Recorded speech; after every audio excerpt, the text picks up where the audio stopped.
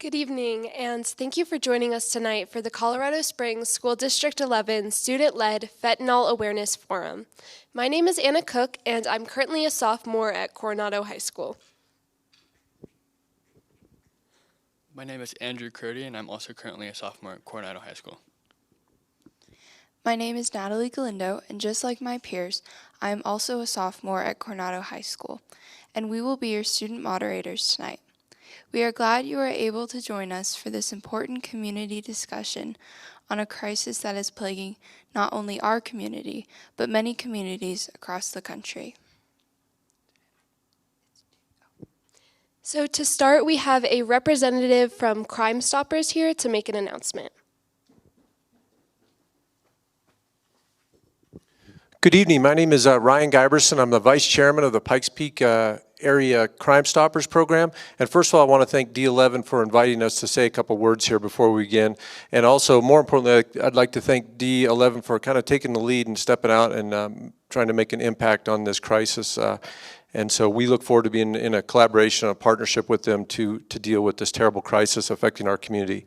Crime Stoppers is a nonprofit 501(c) organization that is completely run by volunteers. We have no paid employees, and what we do is we try to provide a platform for concerned citizens to report when they see crimes or criminal activity. We operate on the premise that usually when there's a crime committed, the vast majority of the times that somebody else has witnessed the crime and has information that can help police solve those crimes. And with the fentanyl crisis, we see this as even being a more important thing, that we know people are witnessing things out there, and we're asking for the entire community to come together and try to report these crimes for distribution or selling of fentanyl, and to get this information to the police. What we do is we run a call center in which private citizens can call in our number, 634-STOP, or also at our website at www.crimestop.net, and they can enter information of anything they witnessed, and their identity will be completely kept anonymous. When you call in and information goes into our call center, it is not passed directly to the police. It is de-identified, so the only information they're getting is relevant to the crime with no personal information involved there. So although we'd like people to call in whenever they see crimes, we understand that sometimes that's a difficult position for people to be in, and we want them to feel comfortable knowing that their identities are being protected. And with that, we'd like to announce with Crime Stoppers and the seriousness we are taking this epidemic with fentanyl is Crime Stoppers now is offering a $1,000 reward for any information, any tips provided through our anonymous system that lead police to an arrest for a fentanyl for either distribution or selling of fentanyl. Doesn't matter the amount that we want to reward, we want to get this stuff off the street and get the people behind bars that are responsible for inflicting this epidemic on us. So once again, we ask concerned citizens to keep us in mind when reporting crimes, 634-STOP, and I think we'll have a decal pop up on the screen, hopefully, to remember that number, and also at www.crimestop.net. Once again, thanks for allowing us to say a couple words here, and as a community, I think that we can all take an active role and deal very directly with this crisis. So thanks again. Thank you. According to a recent report on Colorado Public Radio, fentanyl-related deaths in El Paso County more than doubled in 2021 than in previous years. What we've learned is that people, including teens, are purchasing what they think are oxycodone, Percocet, or Xanax pills via social media, but drug dealers are selling fake pills with the cheaper, stronger, and more deadly synthetic drug called fentanyl.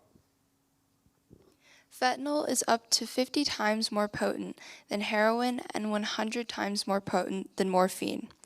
Fentanyl is odorless, tasteless, and colorless. Teens never know what they're getting. One pill can kill them. One pill. Joining us this evening, we have some panelists who have had their own experiences with fentanyl. We will ask them each to introduce themselves and then pass the microphone to the next person. Please tell us your name and what your connection to this community crisis. Hello, I am Bobby Leahy. I am the department chair for the nursing department in District 11. Hello, I'm Heather Lee. I'm a Children's Hospital employee. I'm a licensed professional counselor and a licensed addictions counselor. My name is Lindsay Simbay. I work for the Colorado Consortium for Prescription Drug Abuse Prevention. We coordinate the statewide response to the opioid and stimulant crisis. Good evening. My name is Matt Riviere. I'm a dad of these two boys here, Andrew, 21, Stephen, 19. I lost both my boys to fentanyl poisoning in July of 2021. My name is Corey Mercy. I'm the lead prevention services coordinator with Colorado Health Network.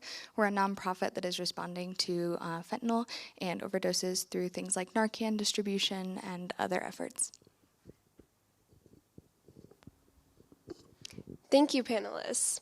We've received more than a dozen questions electronically from students, staff, and families. We will leave it up to each panelist as to who would like to answer the questions. The first question tonight comes from someone who did not provide their affiliation with the district.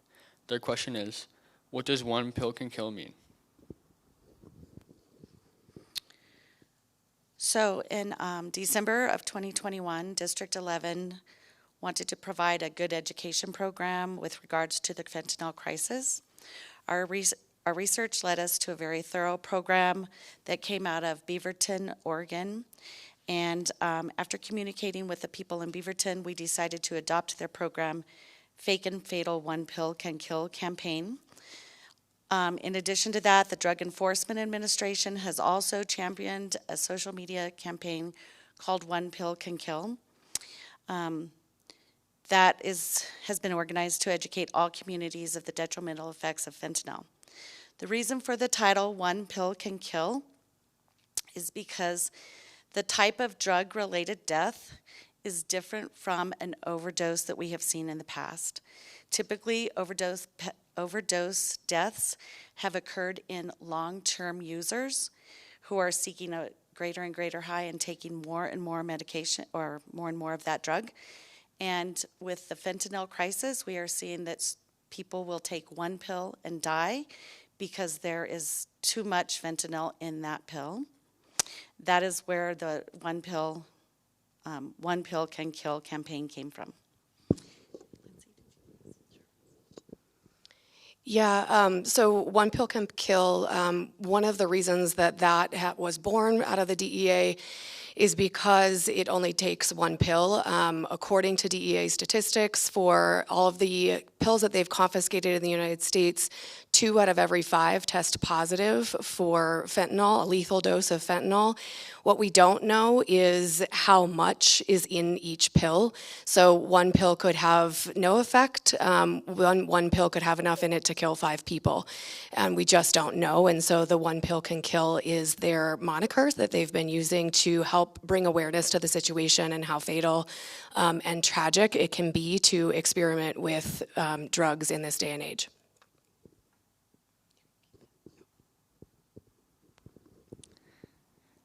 Thank you. The next question comes from a student named Avery, who asks, how often is this happening? Corey, I'll let you start that one. So over the last 3 years, we've seen overdoses in Colorado specifically and across the nation increase dramatically, especially fatal overdoses. In Colorado, currently, a fatal overdose occurs every 5 hours and 56 minutes. And the CDC estimates that for every fatal overdose, there are 30 non-fatal overdoses. So in 2021, in Colorado, in El Paso County specifically, we saw 227 fatal overdoses, which is dramatically higher than it has been in the last few years, which means that it's an estimation of the non-fatal overdoses that we saw would be 681. That's more than 2 a day. It's about 2 a day. And I think it's important to note here that we don't always know how many non-fatal overdoses are happening. There are a lot of overdoses that are fatal that aren't even reported as such. But overdoses that are able to be reversed, it's incredibly hard to track that data, so we don't actually know how many people are overdosing a day or how often it's happening. Yeah, according to CDC data, and DEA data, we lose about 136 people nationwide every day to a fatal fentanyl overdose. So it's not just a problem here in this community, it is a problem across the country, across the state, in all communities, and all walks of life. Thank you for your answers. So the next question is a series of questions combined from a community member by the name of Rachel. So I'm going to split it into a couple of sections. So the first questions she asked were, how widely known is the Good Samaritan law with high school kids and middle school kids? And do you think if more high school students knew about the Good Samaritan law, there could be less overdoses? I do not know how widely known that law is among our students. Certainly it posed to me the question, when I read the question, it was like, another piece to add into our educational program. I will tell everyone here that the Good Samaritan law is nationwide, really, and it is there to protect any person who assists another person in an event where they believe that person to be ill or injured. There is also the Colorado 911 Good Samaritan law, which was specifically brought about because of the crisis in fentanyl. Basically, that law indicates that if you, and I'm going to read it, a person is immune from criminal prosecution for an offense when the person reports in good faith an emergency drug or alcohol overdose, even to a law enforcement officer, to the 911 system, or to a medical provider. So that protects a person who is possibly carrying or using themselves. If they make the phone call to 911, they are still protected not to be prosecuted for carrying drugs. Additionally, I have seen that the Nurse Practice Act has changed language, as well as medication administration in the child care facilities, such as schools, daycares, etc., has also changed language to protect people who are involved in providing Narcan in those areas. And I don't know, would you like to add something, Lindsay? Or? So in the state of Colorado, the Good Samaritan law actually protects from several things. It protects the person who you are calling about who is potentially experiencing an overdose. It also protects you as the caller. It also protects people from administering naloxone in any scenario. It protects people from administering expired naloxone as well. Those are laws that are specific to the state of Colorado and augment the Good Samaritan law in Colorado. So I want to just make sure that we're calling that out, that there are a lot of protections within our state that allow people the opportunity to be able to use naloxone, the overdose reversal drug, and feel comfortable and confident that they will not be held liable for any potential negative implications from that law. So we encourage you very strongly that if you or someone that you love is experiencing any kind of overdose, whether it's due to fentanyl or any other drug, honestly, to please call 911, stay with them, and help law enforcement and EMS to assist that person. And you will be protected. Thank you. So the next couple of questions in this series are, is there Narcan available in every middle school, junior high, or high school?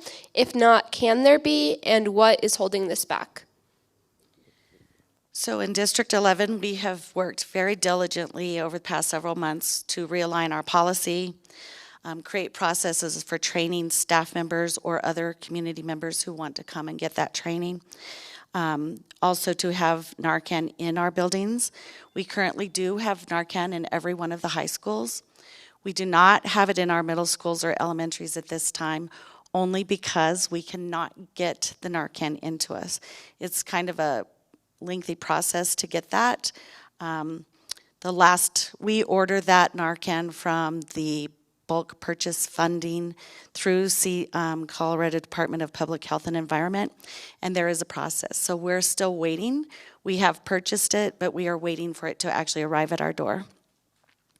During that same process, we have purchased ambu bags to provide resuscitation if we need to, and we are currently in the process of ordering AEDs, I believe, so that every school will have one. We have a few schools now that do not, but those are also on back order, so we are struggling to get those in. But once they get in and the Narcan is in our building, it will be distributed to every school.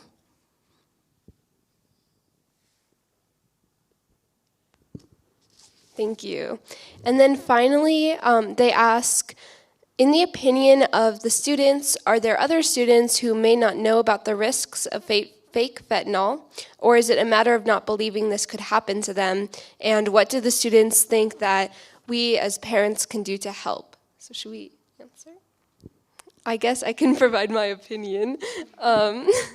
So I am a student, and I think that a lot of students at our school at Coronado just don't know about fake fentanyl. I think that there are definitely significant numbers of drug use in the school, but maybe with things like marijuana or other drugs that they don't think are as risky. So I think that providing them with information about fake fentanyl is something that we could spread more, and I think that that could happen among parents as well. But if you as panelists would like to contribute.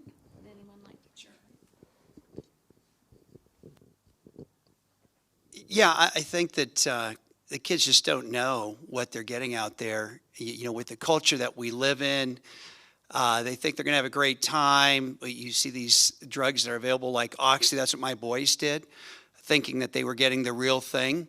But they get on Snapchat and then somebody gives them a counterfeit drug. And so it's really hard for people to know what they're going to get out there. I just think these nights are so important because it's about raising awareness. You go to a party and somebody gives you something. These days you can't trust it at all, and I think that that's the message that we've got to get out to everybody is don't even try it. It's so risky. It's so dangerous. Like my boys, it was their first time experimenting with that drug, and it took both their lives together. I think the other thing that I want to say is that students aren't necessarily seeking this. It is in counterfeit pills that are made to look like the actual prescription medication. We are aware of a report in Iowa or Idaho, I can't remember, where fentanyl is being pressed into pills to look like Tylenol. So, I mean, it's in everything. Things that is, Oxy, like Matt was saying, in Xanax, in Adderall. These are all forms of counterfeit pills that are out there. And oftentimes our students aren't necessarily seeking out that high. They may be wanting a Xanax to be able to relax. They may be wanting an Adderall so they can focus and study for a test and not realizing that when they're getting it from a friend that it's coming from the black market and that it contains fentanyl and it's deadly. So I think as parents, the best thing that you can do is inform yourself and make sure that you're sharing that information with as many people as you can in a non-combative way so that it's factual-based conversations with our youth as much as possible so that we're just getting the information out there and not condemning them for the choices that they're making or the potential behaviors that they're navigating and going through in their lives. Thank you. Our next question this evening comes from a student by the name of Haley who asks, why and how did the students get a hold of a fatal drug fentanyl anyway? And why did they ingest it without doing the correct research on how to spot fake drugs? Thank you for that question.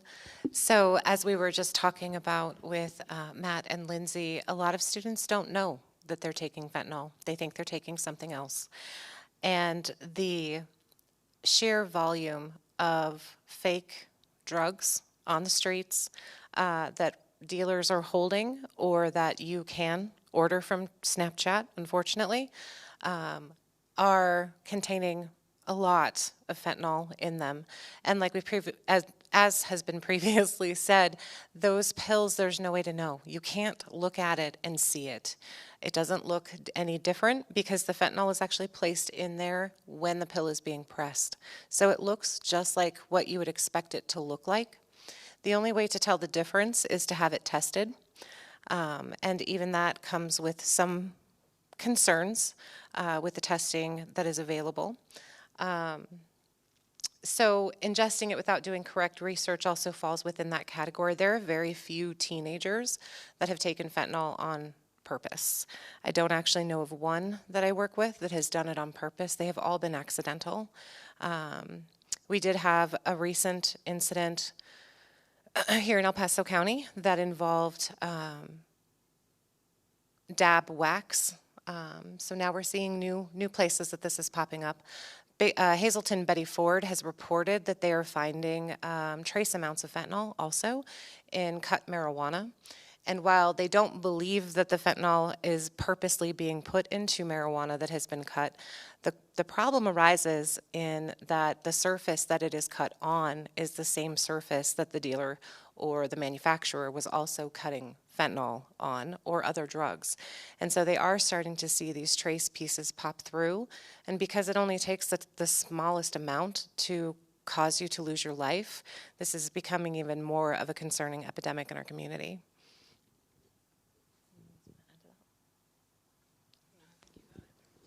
Thank you. Izzy is a student who asks this.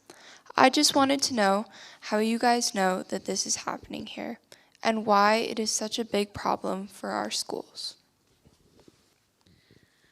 Well, we have seen drug use within our student population, and we have had to call emergency services for some of those students.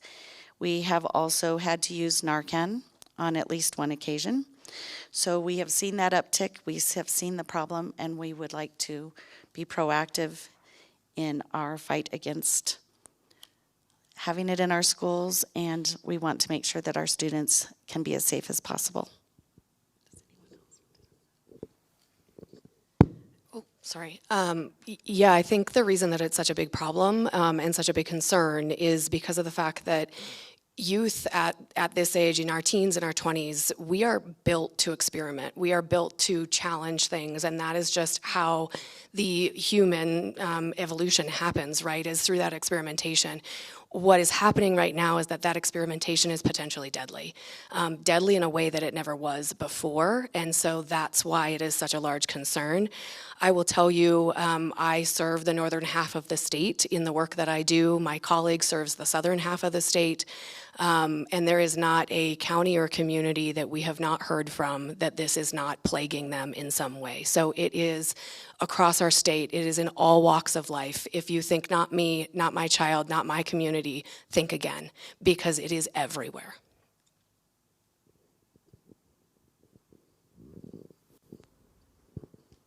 Thank you. The next question is from a student wishing to remain anonymous, who asks, what are the pros and cons of using drugs, including marijuana, to relieve mental health symptoms? Thank you for that question. This is something we hear a lot of, regardless of age. So teens and adults often use substances to mask mental health or to escape for a little while. And most students will tell you that when they're using, they're really trying to forget about how stressful things are, how hard things have been, about traumas that they have experienced that are plaguing them, things they can't get away from when they're awake or when they're going through their daily tasks. A lot of students that experience depression will tell you, I feel happy when I'm high. I don't get to feel happy if I'm not high. And those things are all seemingly good reasons, because if I feel better, then I'm okay. Unfortunately, that's not what happens, though. When we use substances, regardless of what they are, to mask mental health symptoms and to escape, we are at a much greater risk to develop addictive problems. Sometimes for people that can happen in a very short period of time. In other people it can take a long time and may seem like it's never going to happen to me, so I must be okay. And then one day I can't stop. And so it's a very slippery slope when we start using drugs to help us feel better and to make it through the day, instead of reaching out to people that are supportive and trusted to ask for help. The other piece that comes to that is the damage that's done. We're really familiar with damage that happens biologically from things like excessive alcohol use or methamphetamine use, heroin use, but we're less likely to know about the damage that happens in adolescence from even marijuana use. And those things can be pretty extensive. Marijuana specifically can cause psychosis after use, long-term use, or even intensive use, or high levels of use, meaning concentrated THC. Dabs are really a big concern because there's such a high concentration of THC that they kind of accelerate that process for youth. And so when we start to see symptoms of psychosis pop up in our children because they've been using, that's very concerning because that's a really good indicator of what's going on and what's happening to their brain. It can decrease intelligence over time. There have been a lot of studies out even recently this past year confirming those findings from previous years that we are seeing declines in IQ for students that have been using in early adolescence or early childhood. So I would say the list of cons is much longer than the list of assumed pros. I'd like to make a comment on that. I know with my boys' drug journey, it started with vape, doing that flavored vape, nicotine, which becomes highly addictive, and I think just really feeding that addictive personality, that addictive nature, and then it's just dialing it up. It's a drifting from that to pot to high potency THC is how my boys progressed to trying something like an oxy, thinking that they're going to have a great time. So I think it's just really important to understand that it's a progression. You just drift over there. You don't just necessarily have never done anything and you fall into a hard drug. It's many times it's just a slight progression. My boys, my oldest had bipolar. My youngest struggled with anxiety and depression. And like it was said, it was a way to mask, to deal, to cope. It made them feel good at the time, even though we had conversations about it. But the long-term effects and certainly dialing it up and saying this high does not work for me, so I'm going to do more or do it harder or try something more aggressive, and then we have these fatal results. So in addition to being someone that actively works within this community and with this population, I actually have lived experience as someone who is a former drug user. It's been almost 7 years since I separated myself from IV drug use. The pros for me were that in the moment it helped. I didn't have to feel what was going on. I didn't have to focus on what was going on in my life. I think it's important to note that I started using when I was 13, and my sobriety date is my 18th birthday. So the pros are a lot of things that Heather already mentioned, that you feel better in the moment. You feel like you're doing better in the moment. You feel like things are going to be okay in the moment. And then you come down and you're not high anymore and nothing feels okay again. So in the long run for me, the relief that I felt in the moment ended up turning into exactly the opposite. Because as soon as you're not high anymore, there's chaos again. And when there's chaos, you want to numb out again. And so it becomes a cycle where when things are bad, you want to use, and you don't have any other coping strategies. So I think for me especially, and for everyone that I'm talking to, the cons highly outweighed the pros.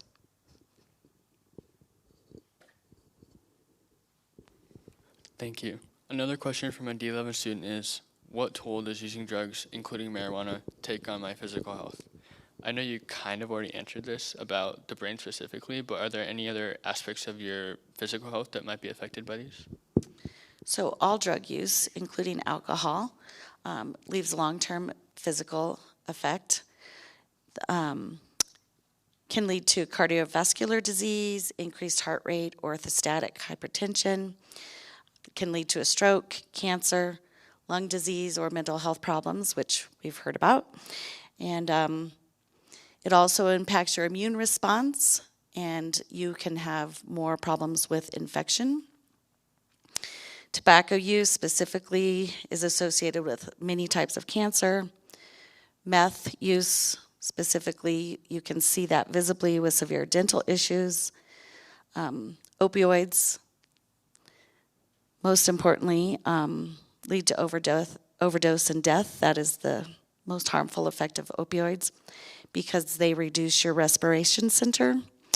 Marijuana, which a lot of students believe is a safe drug, it is not, can cause COPD, chronic bronchitis, decrease your immune response, create cardiovascular issues, cause fertility issues, harm fetal development, cause adverse mood reactions such as paranoia, delusions, depression, and hallucinations.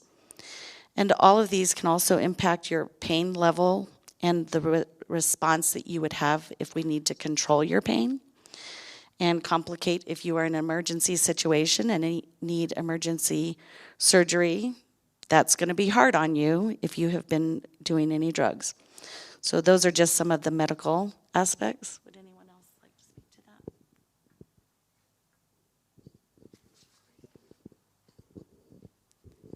that? Again, speaking from my own lived experience, like I had mentioned a couple minutes ago, I stopped using when I was 18 years old.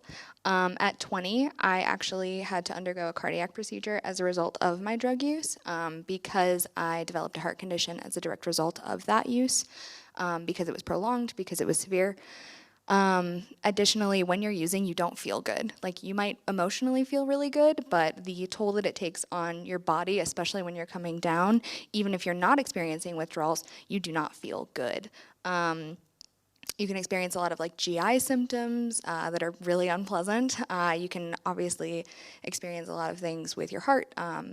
It affects every organ in the body, including the brain, and it also makes you more susceptible to infection, which can lead to things not healing properly. It affects your immune system, all of that. So yeah, you just don't feel good.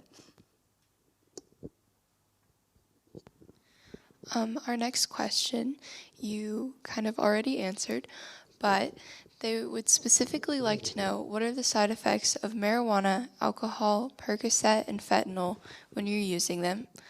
Each one, not all together. So I'll take the Percocet and fentanyl. So the side effects of opioids can vary. Oftentimes when you take opioids, you feel a sense of euphoria. It can also give you depression. It can create constipation. There are many different immediate side effects of it.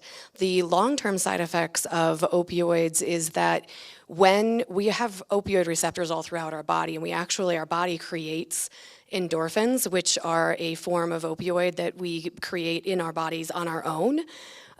When we flood our system with external opioids, what happens is that we create a biological dependency within our system on those opioids, and our bodies actually stop producing the endorphins at the level that we normally produce.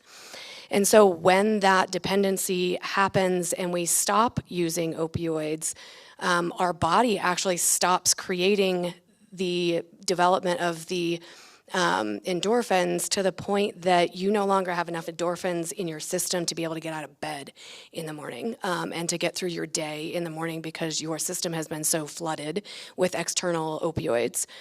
So those are some of the side effects of long-term opioid use and withdrawal from opioid use as a long-term, which is why many people end up needing medically assisted treatment in order to be able to stop opioid use. And I'll let you guys talk about the others. So for the marijuana piece, we talked about some of the side effects already. Something I would like to add to that is whether it's marijuana or it's another drug, in order to truly understand the toll it has taken, you usually have to be clean for a minimum of 6 months. It takes about 6 months to a year for your brain to recover from use, especially if that use has been long-term and chronic or habitual. And it can take longer. And sometimes use of these kinds of drugs is permanent, the damage that's done. And there's no way to know until you've been sober for at least a year to be able to then test and see what is still not functioning at its highest form, or what has not returned to normal. So the other pieces you experience with marijuana as a side effect is kind of the memory lapses or the losses. Time really slows down when you're high. That's why you see a lot of people moving a lot slower using marijuana. They think they're moving very quickly, but they're not. Weight gain is the number one complaint of a lot of adolescents. And they will directly refer to that as it's the munchie problem. Once I start coming down, I'm really hungry, and the only thing I really want to eat is garbage food. I want chips and hot dogs and nachos and things that aren't really good for me. But in the moment, they're delicious, and then I eat a lot of them. So those are more like immediate effects, but the long-term effects really are dependent on you. There's no way to know the damage that you're going to suffer long-term until you're sober.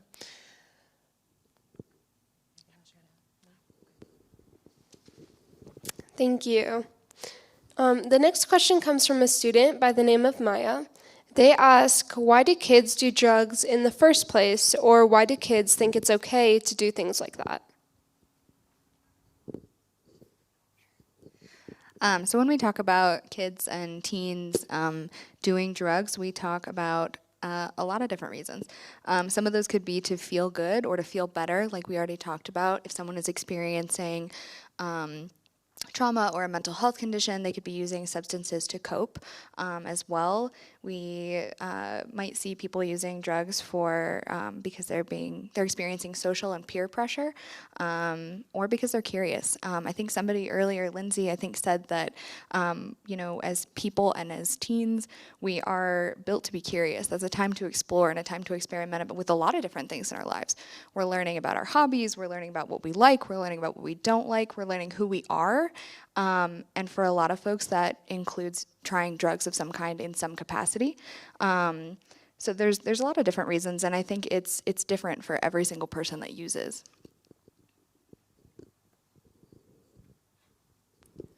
Thank you. I was just going to add really quickly, why do kids think it's okay to do stuff like this? Sometimes it's because it's been normalized within the community that they're in. Sometimes it's also a lack of awareness. So there is sometimes a gap between what kids think all of their peers are doing and what their peers are actually doing. So it's that social norming element. And if we look at the data, oftentimes what we find is that youth think that, oh, all my friends are out partying every weekend, and the reality is that less than half oftentimes are actually out partying on a regular basis. So there is that gap in perception and reality that can oftentimes lead to why kids think that it is okay to do stuff like this as well. Thank you. This next question comes from a parent who chose to remain anonymous. They asked, I have a teenager who is in denial of using drugs, and even though I caught her red-handed, my fear is, because she keeps doing it in our home with her siblings around, that they may be affected. My first reaction is to put her out. Is this the right decision? I want to protect her, but I also have to protect her siblings who are very young. Please help. I'm at my wit's end. I can definitely relate to you as a parent, having two boys that went down this path. It's so important to not alienate them. There's a lot of stigma with drug use, but it's to really have what I like to call courageous conversations. It's to really have that inviting, open discussion. All of us on this panel have made choices in our lives when we were teens, and we can relate. It might not be the same choices our kids are making, but that we can definitely share from our experience. I know my boys love to hear my stories. When Dad did dumb things, it made them feel that it was okay for them to make choices. We've got to invite our kids into our lives and really educate them. I think tonight is so important as parents listening. You've got to be educated, and you've got to sit down and take a lot of what we've shared as a panel tonight and educate your sons and daughters about the dangers. This is playing Russian roulette. It really is. And our kids need to understand that a lot of times they don't believe that it's going to happen to them. But when 9.5 million pills were seized by the DEA last year and 40% of them were lethal, it's a very high possibility something bad is going to happen, if not a fatality. So, I think with the kids, it's not to put them out of the house. I think there is a time for tough love. I know with my kids, I had ground rules, and there were non-negotiable things that I set with them and my wife. This is what the house rules are. If it gets to the point where they're going to break those, I would definitely seek getting counseling. I think it's very important to get help from a therapist or a licensed counselor to help have your children talk with them and bring a different perspective in. Maybe somebody else that can give them a more clinical background and help them through what is really the issue of why they're using. A lot of times that stops the conversation with parents, but if you can bring in a licensed professional counselor or a therapist, I think that's super, super helpful. I think this is such an important question. And so I would really encourage you and any parent who suspects that their child may be using drugs or that feels that there may be a possibility that that could happen to really approach that situation with curiosity instead of judgment. I think it's also important, this specific question talks about having other kids in the house that you are a little bit worried about. I would really encourage you to have Narcan on hand. What we are able to do at the organization that I work at, I run an initiative called Love Alive that provides free and accessible Narcan and fentanyl test strips within the community. So Narcan is used to reverse any overdose that includes an opioid. So even if someone isn't using an opioid specifically, but it's laced with fentanyl, which is an opioid, it would reverse that overdose. Fentanyl test strips can be used to test specific substances to make sure that they are not laced with fentanyl. At the end of the day, we may not be able to stop our kids, our teens, whoever, our family members, our friends from using drugs, but we can make sure that they at least stay alive while they're doing that. So I think that if you are concerned about having drugs in your house, especially with other kiddos, I would consider having Narcan on hand. That's a resource that I would be able to provide and help support with training and making sure that you know where to get it. And yeah, I just think it's really important to have those open conversations with kids because you never know what your kid is doing, and you may think that it isn't going to be your kid, and it could be. It could be. My mom thought that it wasn't going to be me, and it turned out to be me. So. Thank you.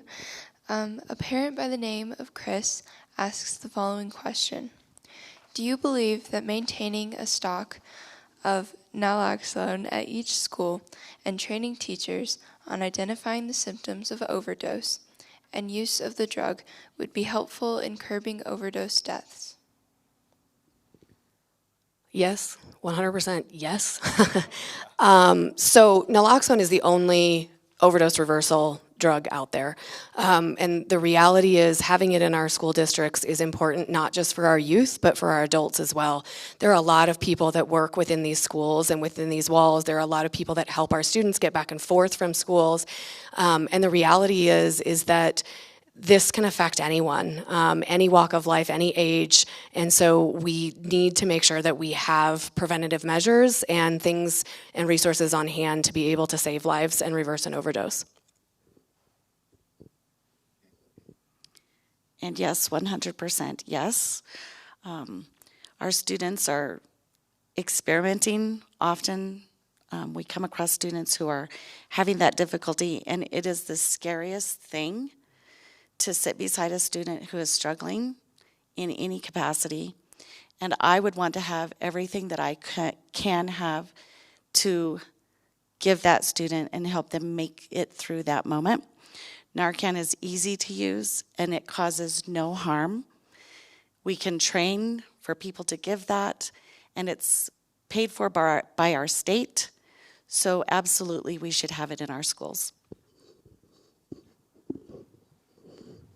Thank you. So next we have Abby.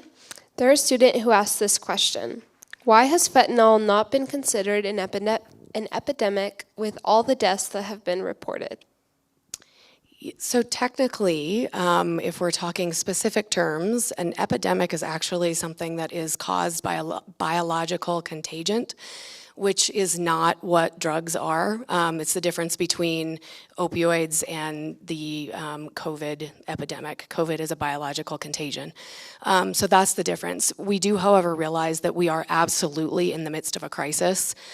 We are now on the third wave of the opioid crisis due to fentanyl and how prevalent it is across our nation. I think one of the biggest reasons that we don't talk about this, there were 40,000 deaths last year due to fentanyl. That's actually more than car accidents. It's more than suicide. It is more than cancer. It is more than COVID in that same time frame amongst the same age group. We talk about all those other things. We talk about car accidents. We talk about self-care and mindfulness and, suicide prevention. We talk about cancer. We have tons of walks and different, preventative measures to raise money for cancer. And God knows we talk about COVID.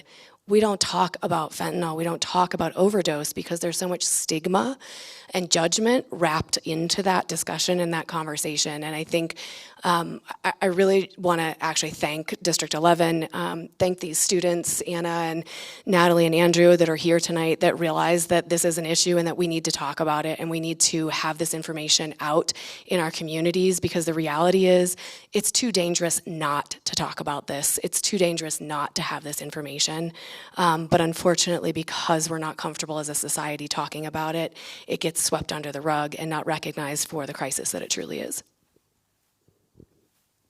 Yeah, I was thrust into this. I don't think if what happened to my boys happened, I probably wouldn't have been aware, to be quite honest. But as this has happened to me 9 months ago, and just really taking my head out of the sand and looking around and seeing what's really happening, you've got to look at the statistics. They are alarming, like Lindsay was saying. I've talked with people around the country, even learned people, doctors, that when I tell them that fentanyl is the #1 leading cause of death in the United States for adults 18 to 45, more than all those categories that Lindsay brought up, and including gun violence, that is a shocking statistic, but that's the reality. And people are always looked at me stunned. Are you real? Are you serious? And so I think we've got to see that we are in the middle of a crisis, and it's just getting worse. It's getting worse across our state, across our country. And I know my boy's story was just on an ABC special about the crisis called Poisoned.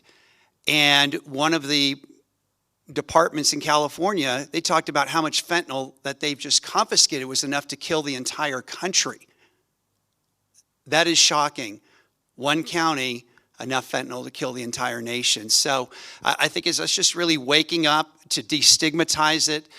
It's here. It's getting worse. It's the third wave. There's another one coming behind it. ISO is the next version drug. It's already hit the coast in America, and it's even more potent than fentanyl.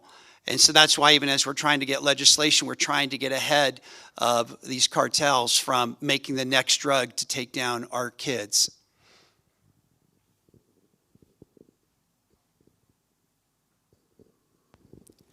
Thank you.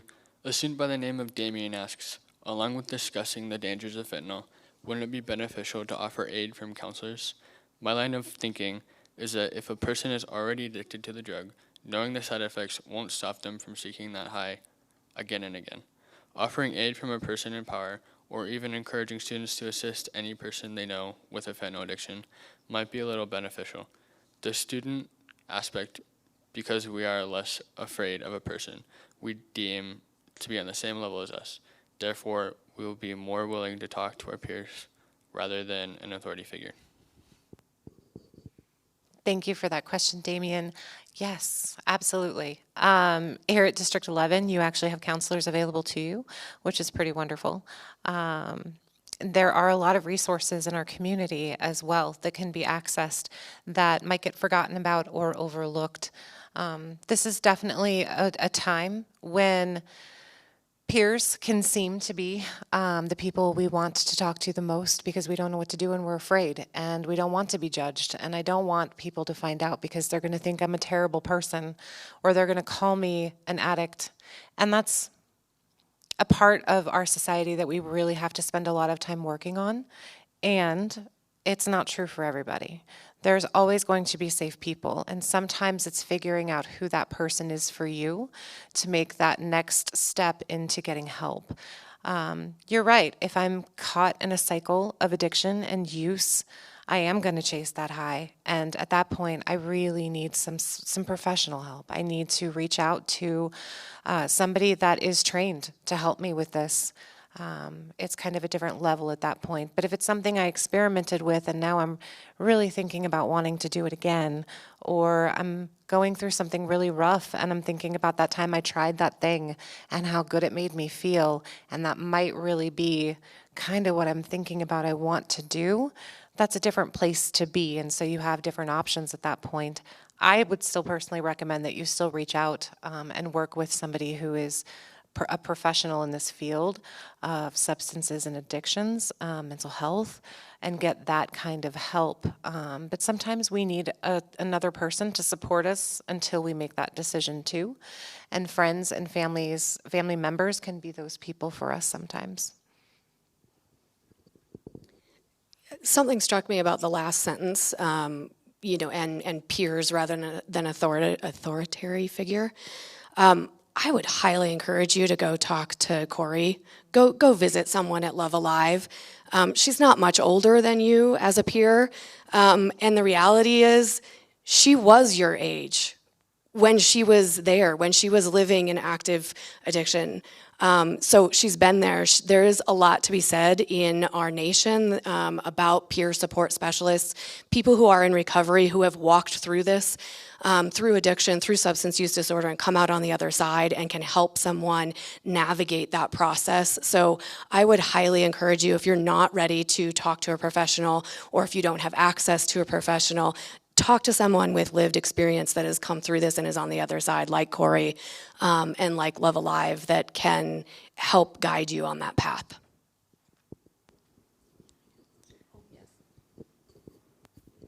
I'd also just like to add that there are several organizations locally and nationally that offer peer support to teens and young adults who are struggling but don't have the means or don't feel comfortable reaching out to a counselor or a therapist.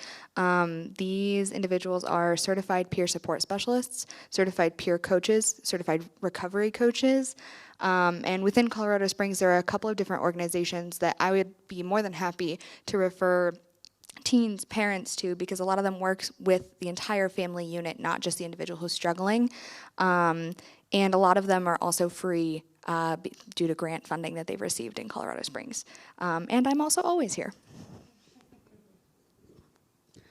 Thank you. Gianna is a student who asks, how much fentanyl can kill you? Well, I appreciate that question. It's really shocking, as I said kind of passionately about what's going on in our country. This is a sugar packet. If this was fentanyl, this could kill over 1,500 people. So a lethal dosage in an adult is 2 milligrams. To give you the perspective, that would be about 6 grains of salt. So a lot of times we say overdose. 6 grains of salt. I mean, that's what we're talking. It's that minute of an amount.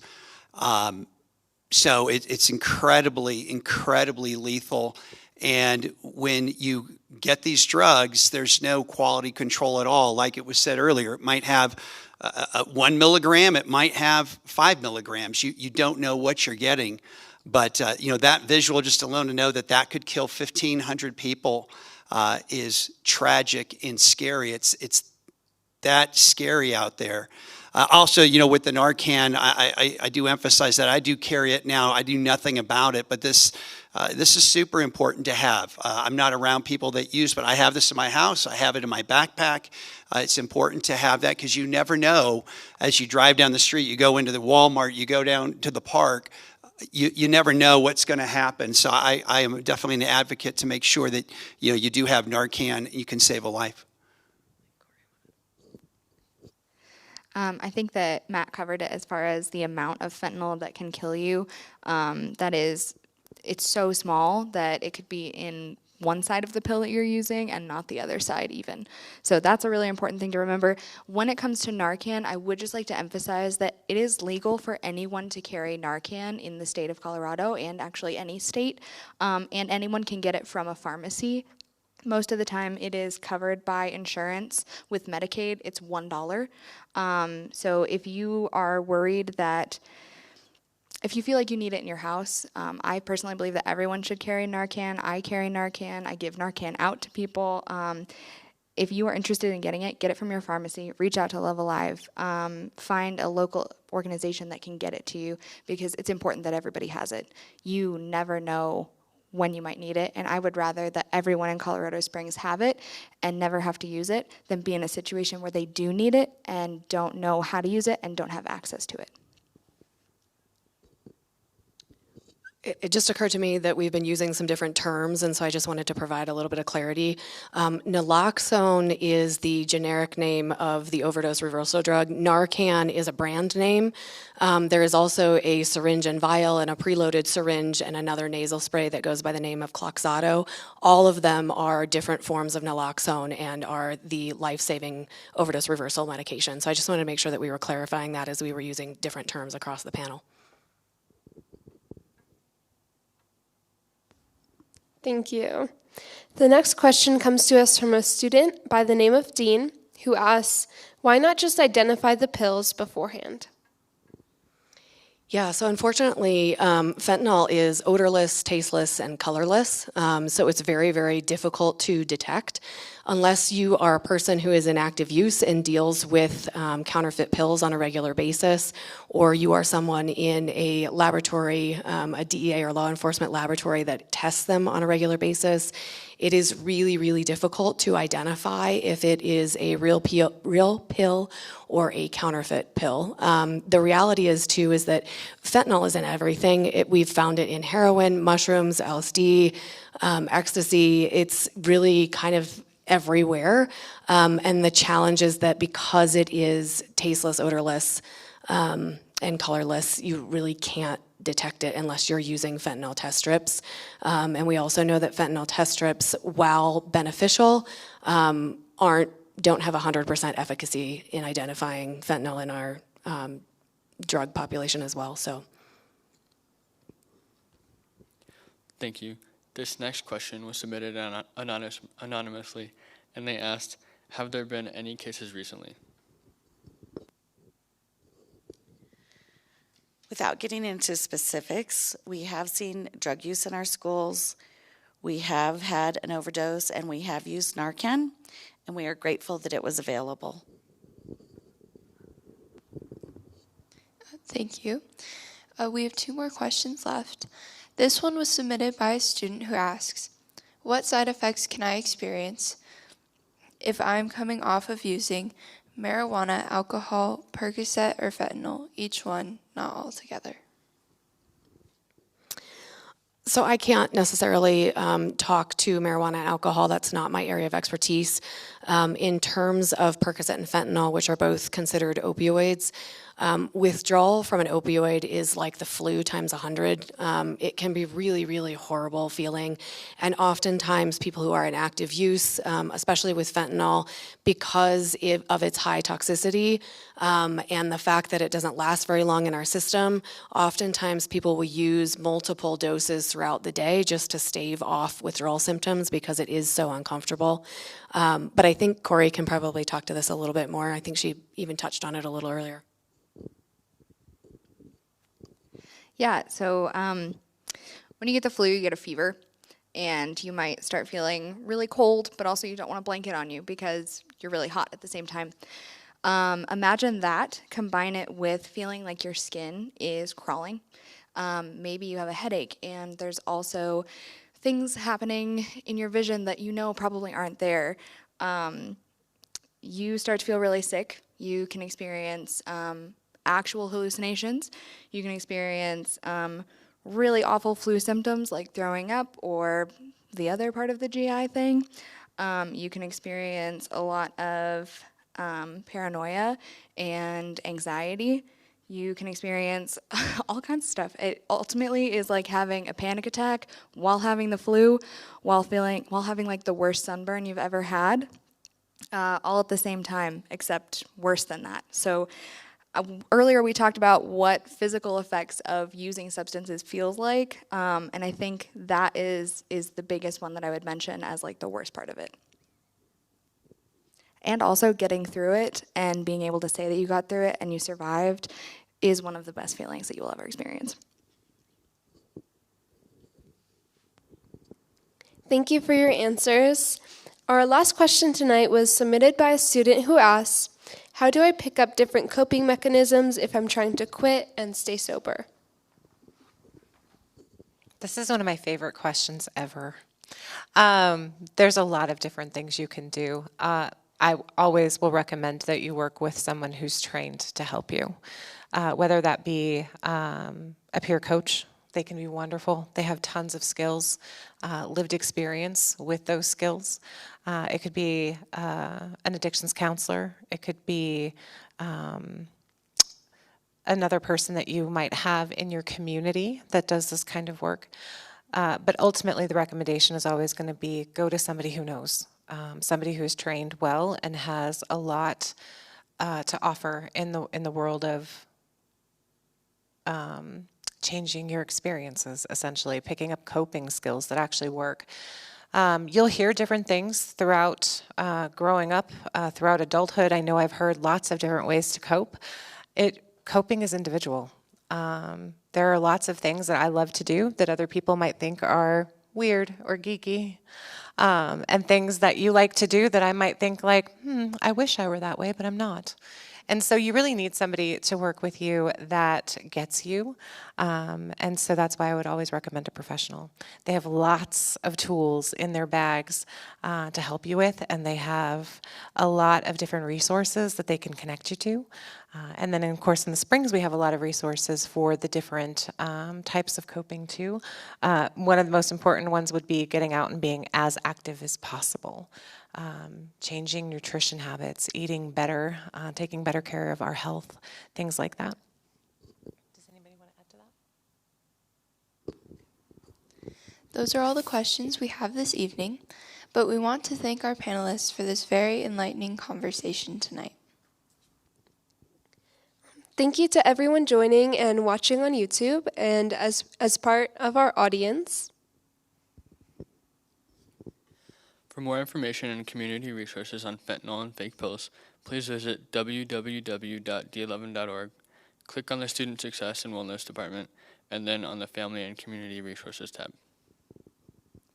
We hope this event has been informative and helpful in the battle against this community crisis. Have a good evening.